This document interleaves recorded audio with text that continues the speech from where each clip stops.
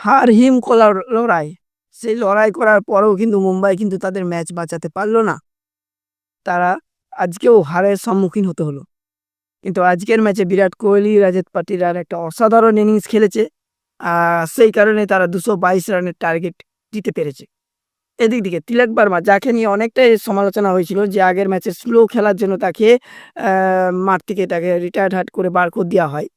But আজকে সে প্রমাণ করেছে যে আমি স্লো খেলি না। সব দিন পিচের অবস্থা দেখেই খেলতে হয়।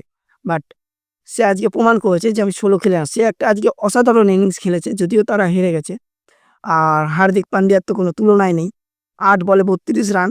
তারপরে ১৫ বলে একটা সুন্দর ৪১ রানের ইনিংস খেলে। আ যে মারমুখী হার্দিক পান্ডিয়া আজকে এসেছিল, আ একটা টাইম তো মনে হয়েছিল যে মুম্বাই আরামসে এই ম্যাচ জিতবে, জিতে যাবে। বাট হয়নি। Bad luck. RCB best of luck.